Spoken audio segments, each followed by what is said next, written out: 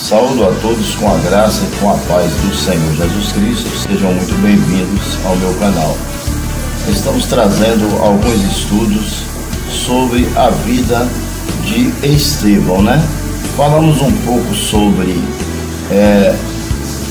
o versículo de número 6, do 8 ao 11, que trata de um assunto que explica por que Estevão morreu apedrejado e por que ele foi julgado, né? Algumas pessoas foram pagas, né, foram subornadas para dizer que Estevão estava blasfemando contra Moisés e Deus. Por quê? Porque Estevão era um homem sábio que pregava a verdade e os outros sacerdotes não conseguiam refutá-los, porque não tinha a mesma sabedoria, não tinha o Espírito Santo em si. O que aconteceu? Eles pagaram para alguém, subornou alguém, para que alguém falasse no Sinédrio que ele e Estevão estavam proferindo palavras de blasfêmia contra Deus e contra Abraão. Naquela época, Deus e Abraão eram autoridades intocáveis, assim como hoje ainda, né? Eles são pessoas muito importantes, né? Deus, ele é soberano, Deus é soberano, ele é santo, ele é divindade, nós devemos todo respeito a ele. Moisés era um homem normal como nós, só que Moisés foi um grande instrumento das mãos de Deus, que Deus usou para libertar o povo do Egito.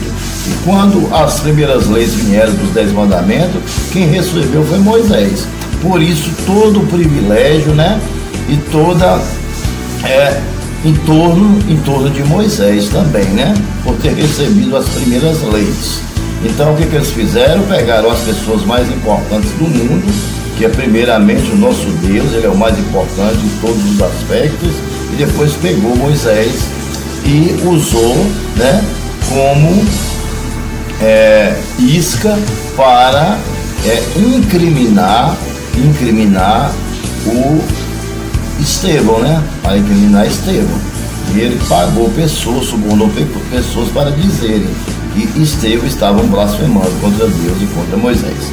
Por isso, vai haver um julgamento de Estevão. Estevão vai fazer a sua defesa, né? Vai fazer a sua defesa, né?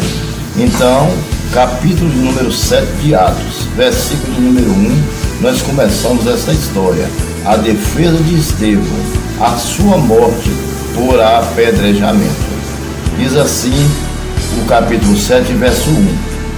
E então o sumo sacerdote perguntou a Estevão: são verdadeiras estas acusações? Ele fez uma pergunta, né? Ele fez uma pergunta. E o que Estevão fez? Como Estevão era um homem sábio, que conhecia a palavra de Deus desde o início do mundo até a época que ele vivia, Estevão agora começa a dar exemplos, né, do que Deus fez no passado, do poder sobrenatural de Deus, né? A resposta de Estevão vem com outra pergunta e um outro assunto que o faria entender que o que ele estava falando não era blasfêmia, e sim, ele tinha verdadeiramente o Espírito Santo dentro dele. Veja a resposta dele. 2. A isso ele respondeu: irmãos e pais, ouçam-me. O Deus glorioso apareceu a Abraão, nosso pai, estando ele ainda na Mesopotâmia, antes de morar em Harã, e lhe disse, ou seja, Deus encontrou com Abraão, certo? Na Mesopotâmia, ainda nem morava em Harã, mas Deus já tinha falado com o nosso pai Abraão, que Abraão é o pai de todas as nações. A nação de Abraão é como a areia do mar e as estrelas do céu junto, que ninguém consegue contar. E ele disse: saia da tua terra, do meio dos seus parentes, e vai para a terra que eu mostrarei. Ou seja, o que Estevão quer dizer com isso? Estevão quer fazer a sua defesa, trazendo uma palavra de encorajamento e de fé as pessoas que estavam ali naquele tribunal, ali naquele sinédrio, ouvindo aquele julgamento. Então ele falou: agora é a hora de eu aproveitar e pregar esses homens, né? Porque não é sempre que temos a oportunidade de estar pregando a pessoas importantes, como governador, prefeitos, presidente da República, senadores, vereadores, né? Juízes, desembargadores, médicos, enfim, todo esse povo que são pessoas mais importantes, que tem um salário maior, que tem uma posição social maior, que muitas vezes não tem nem tempo de estar na igreja porque trabalha muito, e muitas vezes porque não acredita. Então ali era um momento, além de ter ali sacerdotes da mentira, sacerdotes que pregavam a mentira para enriquecer. Então ele disse: agora eu vou falar a verdade. Ele não tinha medo de dizer a verdade, então ele começa com esse discurso, né? Então sai da sua terra, do meio dos seus parentes, e vai para a terra que eu lhe mostrarei. O que Abraão fez? Ele foi, não fez pergunta nenhuma a Deus para onde é que ia, onde é que não ia. Eu sei que Abraão foi sem saber para onde ia, e Deus mandou ele apenas ir, não disse para onde que ele iria. Amém? 3, 4. Então ele saiu da terra dos caldeus e se estabeleceu em Harã. Depois da morte de seu pai, Deus o trouxe à terra onde vocês vivem agora. Amém? Então ele estava falando, né? Ele estava na terra onde Abraão tinha voltado depois da morte do seu pai. E ele cita isso na sua defesa. Aí veja só o 5. Veja o 5. Deus não lhes deu nenhuma herança aqui, nem mesmo o espaço de um pé. Veja só o que Estevão diz para o povo, para o sinédrio, para o povo do sinédrio. Presta atenção nas palavras sábias dele, né? Deus não lhes deu nenhuma herança aqui, nem mesmo o espaço de um pé, ou seja, um pedaço de terreno que daria para colocar o seu pé. Deus não deu a eles, mas lhes prometeu que ele e depois dele, seus descendentes, possuiria a terra, embora naquele tempo Abraão não tivesse filho. Então veja, ou seja, poder sobrenatural. Abraão nem tinha filhos, não tinha herdeiro, mas Deus prometeu que, além dele ser uma grande nação, Deus prometeu que daria a ele um herdeiro para herdar o que ele tinha. Deus não deu um, Deus deu 2, Ismael e Isaac. Só que Ismael, ele pendeu para o mal, pendeu para o mundo, para as coisas do mundo, para a escuridão. Já Isaac não, Isaac é o filho da promessa, continuou firme no Senhor. Vamos por 6. Deus lhe falou desta forma: seus descendentes serão peregrinos numa terra estrangeira e serão escravizados e maltratados por 400 anos. Amém, meus amados irmãos? Então isso aconteceu. O povo, presta atenção, o povo desobedeceu a Deus, porque a palavra foi pregada de forma incorreta. Era isso que ele estava querendo dizer, diante de todo aquele sinédrio, diante de todos aqueles sacerdotes que estavam pregando a verdade, que estavam deturpando a verdade e punindo ele por pregar a verdade. Então ele diz: o povo foi peregrino em terra estrangeira, escravizado e maltratado por 400 anos. Por quê? Por causa de vocês que pregaram a mentira. E o povo achou que era verdade e aceitou, foi conivente de vocês. Portanto, eles foram escravizados, foram oprimidos por Faraó no Egito por 400 anos. Era isso que ele estava dizendo. Está dizendo isso porque a falta de obediência leva Deus a punir as pessoas. E a forma que Deus puniu foi uma punição dura: escravidão, trabalho forçado, comendo apenas pão e água, sendo chicoteado e maltratado por 400 anos. Seria a descendência desse povo que herdaria não só o espaço de colocar um pé, mas herdaria muitas terras. Por quê? Porque só essa geração queria fazer as coisas corretamente diante de Deus. Aquela geração que estava julgando ele era a geração injusta. Foi isso que ele quis dizer. Amém? Então vamos lá. Preste bem atenção. 7. Mas eu castigarei a nação a quem servirão como escravos, e depois sairão dali e me adorarão neste lugar. Ou seja, o que o Senhor fez para tirar o povo do Egito? Ele castigou o povo. Eu castigarei a nação a quem serviram como escravo. Que nação foi essa? A nação egípcia. Qual foi os governos? Primeiro o rei Seti e depois o seu filho Ramsés, que foram os piores reis que escravizaram. O rei Seti teve a matança das crianças lançada no Nilo, e o Ramsés foi pior ainda do que ele, né? Porque foi preciso 10 pragas, Deus quase destrói o Egito totalmente para que Ramsés libertasse o povo. Ou seja, o que Deus prometeu, ele cumpriu. Era isso que Estevão estava querendo dizer. Continuando, eles não abriam a boca. Estevão falava e eles calavam. Por quê? Eles conheciam a história, muitos conheciam a história, mas não tinham coragem de pregar. E a história é linda, a história é bonita. A história é uma história que o próprio Deus construiu. Aquilo que Deus constrói é fato real, ou seja, é uma coisa que entra como espada de dois gumes no nosso coração e transforma a nossa vida. Você entendeu? Até o inconverso, até o incrédulo, quando ele ouve, ele para, ele fica impactado com aquela palavra. Você entendeu? Então vamos lá. Na terra estrangeira, Deus falou dessa forma: seus descendentes serão peregrinos terra estrangeira e serão escravizados, maltratados por 400 anos.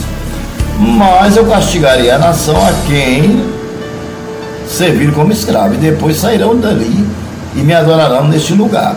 Veja só. E deu a Abraão a aliança de circuncisão. Aí ele vai, depois dele lembrar do povo que foi escravizado no Egito e liberto por Moisés, então agora ele lembra de Abraão. E deu a Abraão a aliança da circuncisão. Por isso gerou Isaac e o circuncidou, ou seja, e o circuncidou, né? Ou seja, cortou a fimose. Circuncisão significava isso: cortar a fimose da criança. Ali significava o batismo daquela época. Hoje isso não existe mais. O batismo hoje é quando a pessoa cresce. Depois que ela cresce, ela escolhe qual é a igreja que ela quer seguir, qual é a denominação que ela quer seguir, entendeu? Desde que ela esteja seguindo a denominação que tenha um Deus verdadeiro, como o nosso Deus, que é o Deus de Abraão, de Isaac e de Jacó. Amém? Então, Abraão gerou Isaac e o circuncidou 8 dias depois do seu nascimento. Mais tarde, Isaac gerou a Jacó, e este a 12 patriarcas. Né? Aí começa a se formar, né, a tribo, né? É a partir dos 12 que a tribo começa a ser formada, mas não vamos entrar nesse detalhe. Os patriarcas, tendo inveja de José, venderam-no como escravo para o Egito, mas Deus estava com ele. Ou seja, o que Estevão estava dizendo? Ainda que vocês me impunam, me matem, me apedrejem, mas Deus está comigo. Não adianta, eu não vou deixar de pregar a verdade para satisfazer você, para satisfazer o seu ego. Eu não vou fazer isso. Eu jamais farei isso. Porque assim como Deus não se compactua com o pecado, eu também não vou me compactuar. Foi isso que ele quis dizer. 10.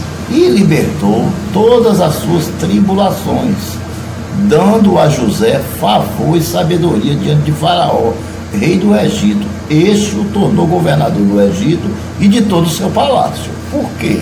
Porque José era um homem escolhido por Deus. Deus escolheu José. Tentaram retardar a vida de José para com Deus, né? Aquilo que Deus tinha para fazer em sua vida, tentaram retardar através do diabo, que usou seus irmãos. Foi isso que aconteceu, né? E jogaram no poço, né? Ia matar, depois jogaram no poço, depois venderam, e ele foi parar no Egito. E nessa parada do Egito, ele se torna governador do Egito. Todo mundo sabe da história, não precisa contar, né? Isso aqui é apenas um relato de Estevão para se defender, porque ele não estava muito interessado na sua defesa física. O que ele estava interessado era expor a palavra para que as pessoas que não conhecessem a verdadeira história conhecessem naquele momento. Era isso que ele queria, dar testemunho de Deus, fazer o nome de Deus conhecido, que isso é a obrigação de todo pregador da palavra de Deus, né? Pregar a verdade, nua e crua, sem acréscimo e sem diminuir. Depois houve fome em todo o Egito e em Canaã, trazendo consigo grande sofrimento. E nos nossos antepassados não encontrávamos alimento, né? Então o que aconteceu? Como José era um homem de Deus, José alimentou toda a sua família. Ele não guardou mágoa. Era isso que ele queria falar. Essa parte que ele fala aí, ele está querendo dizer o seguinte, que o ser humano, foi isso que Estevão quis dizer, nós seres humanos que pregamos a palavra de Deus, não podemos guardar mágoa no nosso coração, de nada, de absolutamente nada. Não somos obrigados a compactuar com o erro, não somos obrigados a não somos obrigados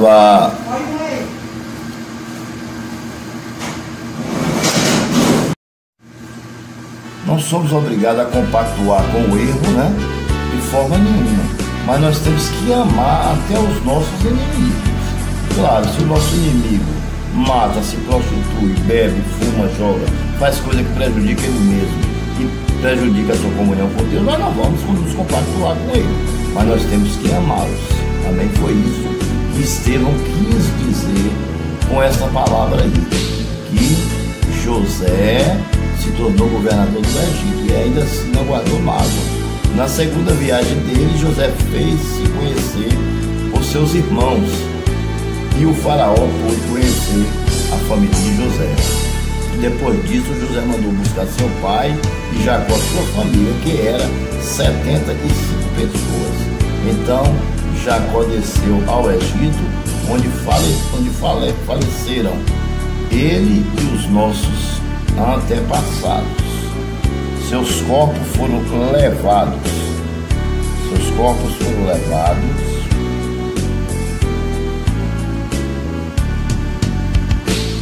de volta a Siquém, colocado no túmulo de Abraão, túmulo que Abraão havia comprado ali dos filhos de Amor, por certa quantia. Amém?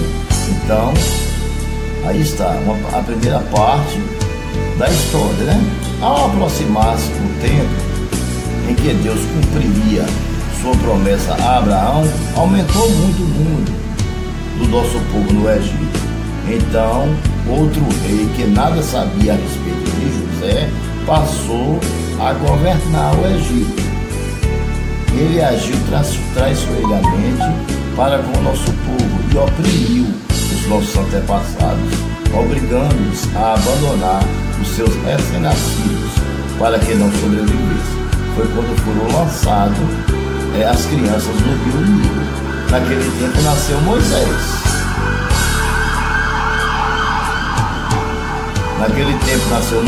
Que era um menino extraordinário. Por 3 meses ele foi criado na casa de seu pai. Quando foi abandonado, a filha do faraó tomou e criou como seu próprio filho. Moisés foi educado em toda a sabedoria dos egípcios e veio a ser poderoso em palavras e obras, né? E se tornou até arquiteto do rei, né? As obras de arquitetura eram tudo administradas por Moisés. Ao completar 40 anos, Moisés decidiu visitar seus irmãos israelitas.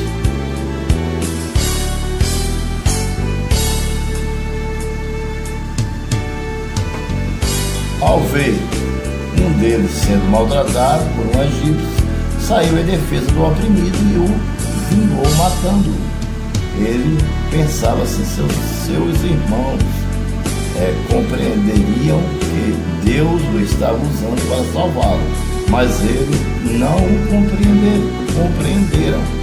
No seguinte, Moisés dirigiu-se a 2 israelitas que estavam brigando e tentou reconciliá-los, dizendo: homens, vocês são irmãos, por que ferem um ao outro? Mas o homem que maltratava o outro empurrou Moisés e disse: quem o nomeou líder e juiz sobre nós? Quer matar-me, como matou o egípcio ontem? Ouvindo isso, Moisés fugiu para Midian, onde ficou morando como estrangeiro e teve 2 filhos. Passado 40 anos, apareceu a Moisés um anjo nas labaredas de uma sarça em chamas no deserto, perto do monte Sinai. Vendo aquilo, atônito, né? Você já conhece a história de uma sarça ardente queimando, né? Mas não se consumia, entendeu, irmãos? Ou seja, Deus falando com Moisés para enviar ele ao povo do Egito. Enviar ele ao povo do Egito. E esse povo seria liberto por ele depois de 400 anos, né? Depois de 400 anos.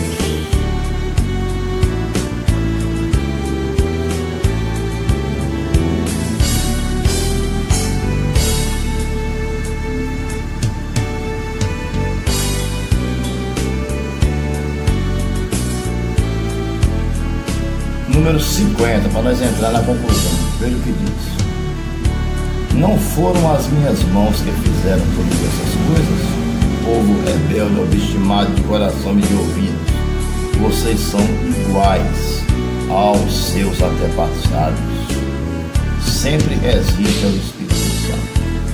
Então aí, ele já dirigiu diretamente ao Sinédrio, dizendo que ele estava, além de atrapalhar a obra, o Espírito Santo estava resistindo ao Espírito Santo que estava nele. 52. Qual dos profetas os antepassados não perseguiram?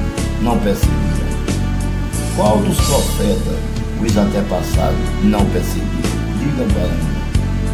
Eles mataram aqueles que prediziam vinda do justo, de quem agora vocês se tornaram traidores e assassinos, como por exemplo os 400 profetas, né, que profetizaram a favor de Acabe, mas na realidade não era de Deus, né? Mas apenas um profeta de Deus profetizou a verdade, né? Foi lançado no cárcere, né? Mas ainda assim Acabe morreu, né? Então, do mesmo jeito que o profeta de Deus profetizou, aconteceu. A mesma coisa aconteceu também com os profetas de Baal, né? Se rasgava, se cortava, mas nenhum Deus descia para queimar o holocausto e o sacrifício. Mas aí, quando Elias, né? Quando Elias clama ao Senhor, Deus manda fogo do céu e queima todo o holocausto, né? Então, os 450 profetas de Baal morrem pela mão do profeta Elias. Veja que o que ele estava querendo dizer é o seguinte: vocês estão resistindo ao Espírito Santo de Deus. Vocês estão resistindo ao Espírito Santo de Deus. Ou seja, ele deu uma aula, né? Ele deu uma aula aos sumos sacerdotes daquele Sinédrio. Foi isso que aconteceu. Uma aula, você entendeu? E aquilo irritou demais eles, né? Deixaram eles muito irritados, porque eles esperavam apenas uma resposta sim ou não, mas a resposta não foi como eles aguardavam. Amém? Vocês que receberam a lei por intermédio de anjos, mas não desobedeceram, ouvindo isso, ficaram furiosos e rangiram os dentes contra eles. Mas Estevão, cheio do Espírito Santo, levantou os olhos para o céu e viu a glória de Deus, e Jesus de pé à direita de Deus, e disse: vejo o céu aberto e o Filho do Homem de pé à direita de Deus. Mas eles taparam os ouvidos, gritando bem alto, lançaram-se todos juntos contra ele, arrastaram-no para fora da cidade e começaram a apedrejá-lo. As testemunhas deixaram seus mantos aos pés de um jovem chamado Saulo. Enquanto Estevão apedrejava, Estevão, eles choravam: Senhor Jesus, recebe o meu espírito. Então caiu de joelhos e bradou: Senhor, não os considere culpados deste pecado. E dizendo isso, adormeceu. Só para que você não esqueça essa frase que eu vou repetir. Esse texto praticamente eu li ele todo, porque ele é um texto muito rico, né? Ele só não está nessa parte, está lá quando fala, né? Lá no Êxodo, né? Quando fala dos 10 mandamentos, né? Quando fala da libertação do povo do Egito, das 10 pragas, né? Não precisa pegar, porque já tem sobre as 10 pragas aí no meu canal. Mas eu quero dizer uma coisa a vocês que me impactou muito. Sempre que eu leio, eu fico impactado com essas palavras. É quando Estevão fica cheio do Espírito Santo, levanta os olhos para o céu e vê a glória de Deus, e vê Jesus em pé diante, à direita de Deus. Olha que ele não tinha sido nem apedrejado ainda, mas quando ele olha para cima, pelo fato de ter dado testemunho da verdade, de não ter negado o nome de Cristo, de ter pregado, de não ter negado a Jesus. Quando você não nega, você vê. Estou dizendo a você, eu estou dizendo a você que quando você não nega a Deus, você vê Deus. Hoje você não vê como Estevão viu, que a nossa fé é menor, mas você vê alguns sinais, em sonhos, em visões, você vê. Eu já vi. Estou dizendo a você que eu já vi sonhos, eu já tive visões de pessoas sendo ressuscitadas. Muita coisa já aconteceu na minha vida durante o tempo que eu sou cristão. E olha que eu não vou mentir, eu não sou um cristão daquele totalmente fiel. Eu ainda não estou, ainda como varão perfeito. Ainda falta muita coisa na minha vida para Deus fazer na minha vida, ainda falta muita coisa, né? Eu sou falho, a minha estrutura é pobre, estou sujeito a pecado, você entendeu? Mas eu já vi muitas coisas lindas, coisas que eu nem conto para ninguém, eu guardo só para mim. Tem umas coisas que eu só guardo para mim, você entendeu? Mas quando ele diz assim, que ele viu, né, Deus, Jesus Cristo assentado à direita de Deus, quando ele estava sendo apedrejado, e ele fala, ele vê o céu aberto e viu o Filho de Deus. Quando ele termina o discurso, ele levanta e disse: vejo o céu aberto e o Filho do Homem de pé à direita de Deus. Mas aqueles homens taparam os olhos, amém? Taparam os ouvidos e tratou com mesmice, com desdém, aquilo que Estevão lhe falou, meu amado irmão. Que coisa realmente tremenda, né, que aconteceu. Então, isso nos deixa impactado pelo Evangelho. Isso nos deixa impactado. No final ele ainda disse assim: Senhor, não os considere como culpados deste pecado. E dizendo isso, adormeceu. A mesma coisa que Cristo falou: Pai, perdoe, eles não sabem o que fazem. Né? Estevão usou as mesmas palavras de Deus, Jesus Cristo, né? Grande homem de Deus, Estevão, né? Morreu como mártir, apedrejado. Vale a pena ser cristão, irmãos. Que Deus os abençoe.